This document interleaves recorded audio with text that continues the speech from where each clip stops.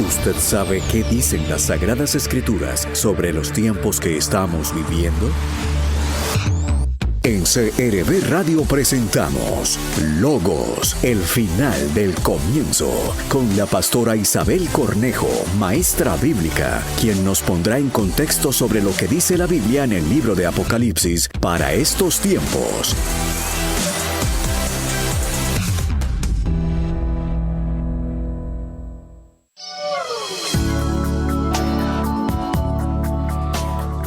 Bienvenidos al final del comienzo para estudiar la palabra de Dios con la pastora Isabel Cornejo, estudiando específicamente el libro de Apocalipsis. Y ya pues en nuestros programas anteriores hemos venido estudiando las 7 iglesias que se mencionan allí en los primeros capítulos del libro de Apocalipsis. La tarea que ustedes tenían para hoy era leer el mensaje a la iglesia de Sardis, es decir, ya el capítulo número 3, desde el versículo 1 hasta el versículo 6. 6 versículos nomás teníamos de tarea.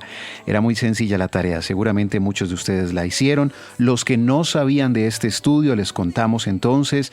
Desde el mes de junio iniciamos a estudiar el libro de Apocalipsis con la pastora Isabel Cornejo y pues cada semana de martes a jueves estamos aquí a las 7 de la mañana. Si se perdió alguno de los programas anteriores, los puede encontrar también a través de las redes sociales de la Iglesia Manantial y de la cuenta también de Pastor Eduardo Cañas.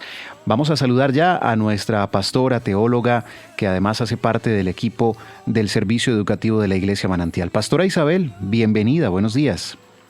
Muchísimas gracias, mi estimado Carlos. El Señor te bendiga y también un saludo a nuestra audiencia que se está conectando a nuestro estudio. Bienvenidos. Gracias, pastora. ¿Cómo estuvo el fin de semana con día festivo incluido? Bendecido, pudimos también descansar. Claro que sí, es necesario el descanso también, pero hoy ya los niños regresan al colegio, es decir, a sus clases virtuales, y nosotros aquí volvemos también a nuestra aula virtual para estudiar la palabra de Dios. Pastora Isabel, ya metiéndonos en la iglesia de Sardis y en el mensaje que Dios le entrega a esta iglesia, veo en lo que yo pude leer de este pasaje de Apocalipsis 3, versículos 1 al 6, que el Señor se presenta en esta oportunidad como quien tiene los 7 espíritus y como quien tiene las 7 estrellas en su mano. Pero además otra cosa que me parece particular, y es que de entrada el Señor empieza hablando de las obras de la iglesia sin mencionar, digamos, sus elogios para ella. Pastora, ¿qué nos puede decir acerca de esto? Sí, señor. La verdad es que llama muchísimo la atención lo que acabas de comentar. Normalmente el Señor siempre parte por un elogio de las obras que Él conoce de la iglesia. Pero acá, como diríamos en Chile, 2 cucharadas y a la papa, o sea, de una, comienza con la amonestación. ¿Y por qué el Señor se presenta a esta iglesia como el que tiene los 7 espíritus de Dios y las 7 estrellas? Recordemos que estamos hablando de un mensaje a la iglesia de Sardis, que está en la ciudad de Sardis. Esta ciudad fue muy importante en el pasado, de hecho tuvo un liderazgo muy importante a nivel regional durante bastantes siglos. Fue la capital del reino lidio y por lo tanto fue una ciudad muy famosa, exhibía, diríamos, las características de la grandeza humana, la prosperidad, lo atractivo. Fue una de las más grandes ciudades de la región, famosa por su opulencia, por la riqueza. Incluso la ubicación geográfica era tan estratégica que otras ciudades fueron fundadas para poder conectarse con esta.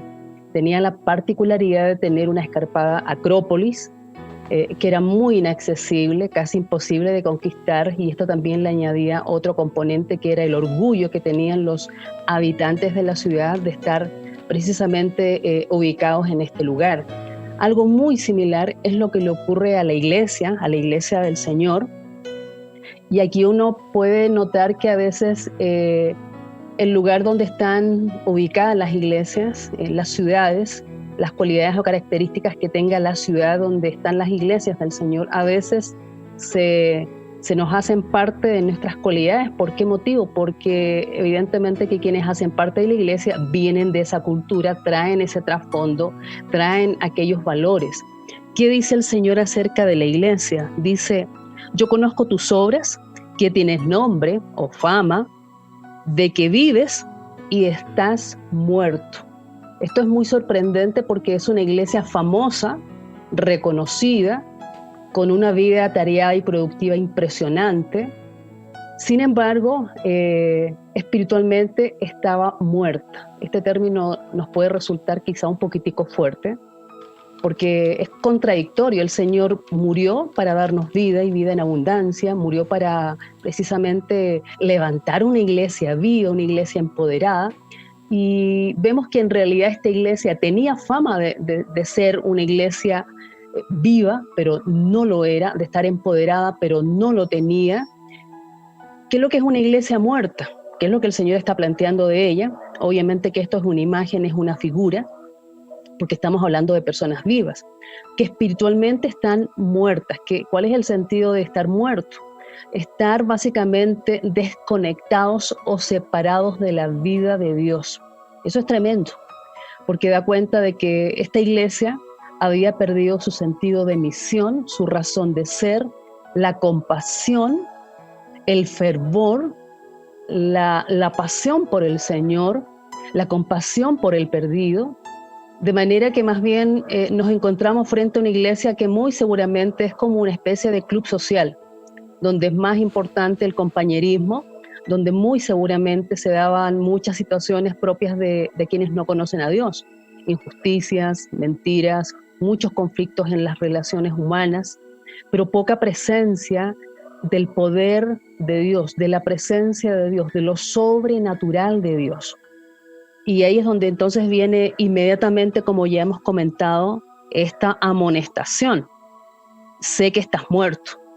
Esto es tremendo, porque el Señor lo que está planteando es que aquí nos enfrentamos a una iglesia que aparentemente tiene la vida de Dios, pero en su interior, en realidad, no tiene comunión con Dios, no tiene relación con Dios, no se mueve desde lo sobrenatural. Me hace recordar en este momento un texto del libro de Efesios, capítulo 5, versículo 14, cuando el Señor dice por medio de esta palabra, porque la luz hace todo visible. Por eso se dice, despiértate, tú que duermes, levántate entre los muertos y Cristo te alumbrará. Entonces aquí le añadimos otro componente. ¿Cuál es ese? Las tinieblas. Una iglesia muerta es una iglesia en tinieblas, una iglesia que se mueve en el error, una iglesia que, si entendemos que la luz nos habla de comunión, que también entonces tiene problemas en sus relaciones humanas, como lo hemos dicho.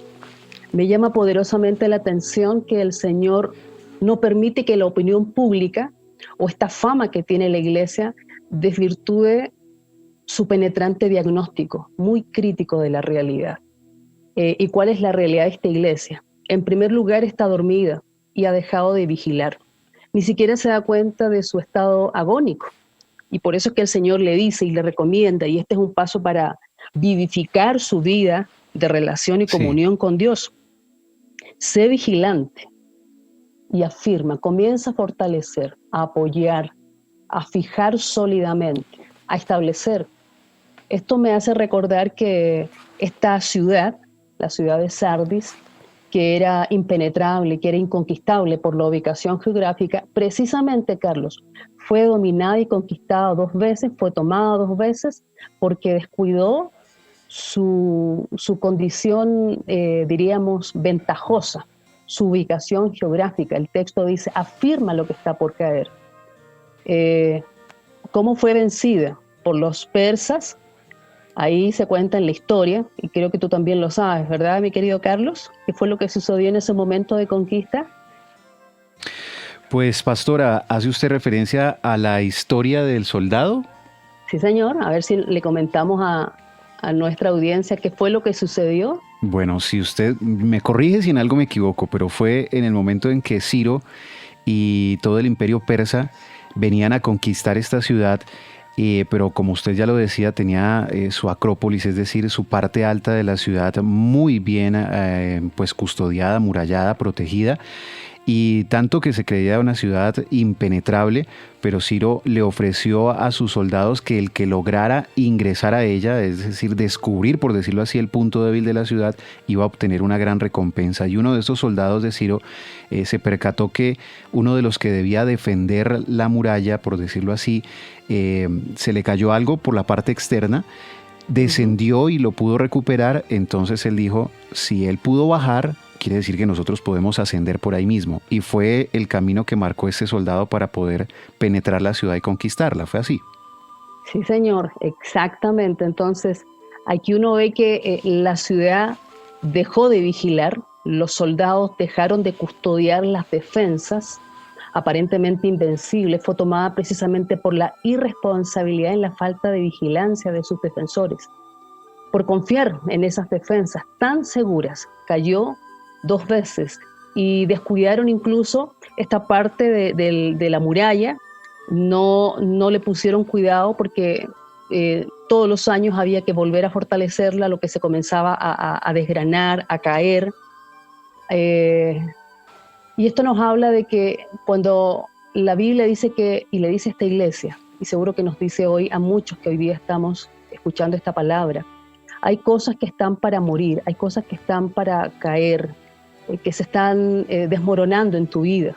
El Señor dice, fíjalo sólidamente, establece, comienza a fortalecer lo que está por morir, que fue lo que la iglesia no hizo. Lo segundo que el Señor le dice a esta iglesia es que no ha hallado sus obras perfectas. Esto nos habla de mediocridad espiritual.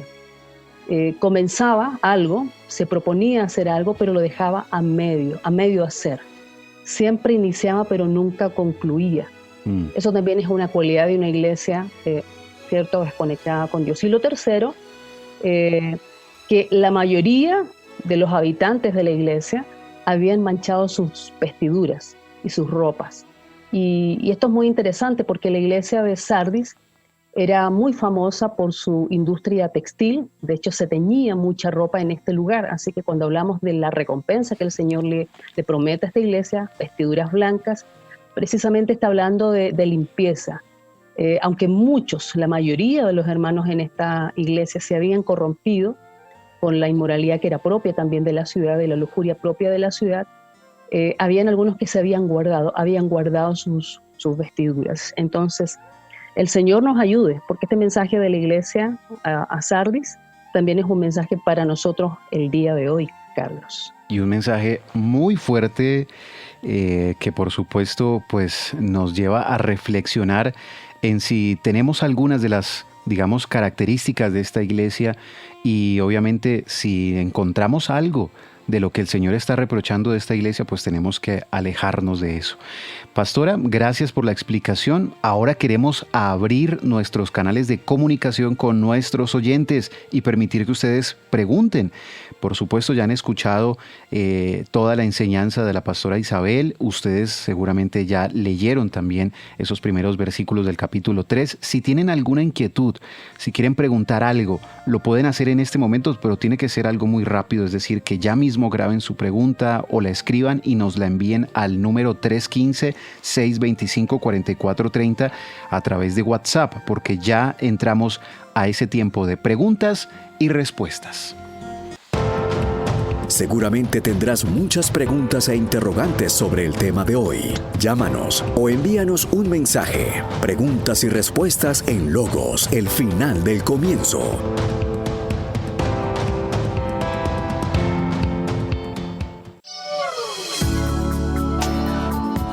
Y nos vamos ya con la primera pregunta, pastora Isabel. Nos la envían desde Medellín. El señor Mauricio Quintana nos dice, ¿cuáles son los 7 espíritus de que habla este texto? Muchas gracias por esa pregunta, muy, muy importante de poder analizarlo. Recordemos que el Apocalipsis usa mucho el número 7 para significar plenitud, totalidad. Evidentemente que como el mismo texto lo dice, estos son los 7 espíritus de Dios. Habla de el Espíritu Santo de Dios. Habla de la plenitud del Espíritu Santo de Dios. Y hay un texto en el libro de Isaías que precisamente nos habla de las cualidades que tiene este espíritu, el espíritu de Jehová, espíritu de temor, de conocimiento de Dios. Habla de la plenitud de las cualidades y del poder que reside en el Espíritu Santo, que por sobre todas las cosas es el Espíritu que da vida y es la respuesta a la necesidad de esta iglesia muerta espiritualmente, el único que la puede vivificar, que la puede hacer volver a esa relación íntima, estrecha, encendida con Dios, es el Espíritu Santo de Dios. Muy bien, gracias, pastora. Otra pregunta también a través de WhatsApp nos la envían y nos dice, esta persona no nos envía el nombre y vale la pena recordarlo, siempre escríbanos su nombre. Nos dice, pastora, ¿cuál es la plenitud del Espíritu Santo de Dios? Volvemos al mismo punto. La plenitud tiene que ver, recordemos, con algo total, consumado, absoluto. La plenitud tiene que ver con todas las cualidades que proceden del Espíritu Santo. Es un espíritu de sabiduría, o sea, toda la sabiduría contenida en la persona del Espíritu Santo, todo el conocimiento contenido en la persona del Espíritu Santo, todo el temor o la reverencia, el temor reverente contenido en la persona del Espíritu Santo, la vida misma contenida en la persona del Espíritu Santo. Por lo tanto, cuando hablamos de la plenitud, estamos hablando esencialmente de la vida. La palabra espíritu habla del ruaj, del soplo, de la vida de Dios y de lo que emana de la vida de Dios, que como ya lo hemos dicho, tiene el poder para salvar, para traer vida a cada uno de nosotros, los seres humanos y concretamente de su iglesia. Muy bien, pastora, nos queda tiempo para una última pregunta y se trata de Estela Pérez desde Bogotá, que nos dice, ¿qué significado tiene aquí el color blanco? Ahí se habla de vestiduras blancas. Sí, recordemos que el Señor al inicio, en el capítulo 1, dice que la obra de nuestro Señor Jesucristo nos ha hecho o ha permitido que nosotros seamos hoy día reyes y sacerdotes. Y hablando concretamente del sacerdocio, aunque también está involucrado allí el que podamos ser, ¿cierto?, reyes, recordemos que dentro de las vestiduras que tenían los sacerdotes, una particularidad eran las vestiduras blancas, que hablaban de pureza, que hablaban de limpieza. Y si uno mira el texto, dice muy claramente, volviendo aquí al capítulo 3, dice el versículo 4, pero tienes unas pocas personas en Sardis que no han manchado sus vestiduras. Como lo decíamos, Sardis era famosa por su industria textil, por el teñido de la ropa, pero también era muy famosa por la inmoralidad y la lujuria, especialmente en las orgías callejeras del culto a Cibles. Entonces la gente contaminaba su vida, las vestiduras hablan de la vida, hablan de la moral, hablan del estilo de vida que uno tiene. Mucha gente, habitante de la ciudad de Sardis, y lo que da a entender el texto es que incluso dentro de la iglesia se había contaminado moralmente con estas prácticas inmorales. Pero las vestiduras blancas nos hablan de personas que no se han contaminado, que guardan su vida, que viven conforme a los principios de la palabra del Señor y que si han pecado, como la misma palabra del Señor nos dice, abogado tenemos a Jesucristo nuestro Señor, quien también nos limpia de todo pecado. Perfecto, muchas gracias, pastora. Será ya mañana cuando volvamos a abrir esta sección de preguntas y respuestas, porque ahora nos queda un minuto para hacer una aplicación de lo que hoy hemos estudiado. Sí, esta palabra es para usted, mi amado y mi amada, que aunque se sabe perteneciente a una iglesia, a una denominación cristiana, usted bien sabe que en lo íntimo de su ser, en lo profundo, se ha desconectado de Dios, no tiene comunión con Él, ha perdido su sentido de misión, su compasión. Hay mucha quizá lucha con el pecado dentro de usted. ¿Cuál es la palabra de Dios para usted en esta mañana? Dios tiene el poder para salvarle. Dice el libro de Isaías capítulo 59, versículo 2, Dios tiene poder para salvar y tiene buenos oídos para oír pero la maldad de ustedes los ha separado de Dios. El Señor hoy día quiere acercarnos a Él, nuevamente darnos vida. ¿Y cómo podemos hacerlo? Comenzar a afirmar lo que está por morir. Busque ayuda, acérquese a su pastor, busque compañía, un mentor probablemente.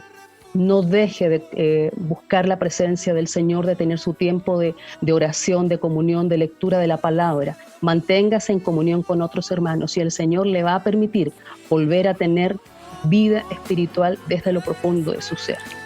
La tarea es leer el mensaje a la iglesia de Filadelfia de los versículos 7 al versículo 13. Gracias, pastora. Un feliz día y será hasta nuestro próximo programa. Igualmente, muchas bendiciones para todos.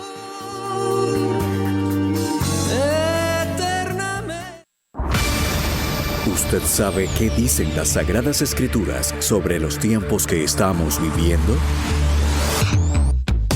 Por CRB Radio, Logos, el final del comienzo, con la pastora Isabel Cornejo, maestra bíblica, quien nos pone en contexto sobre lo que dice la Biblia en el libro de Apocalipsis para estos tiempos.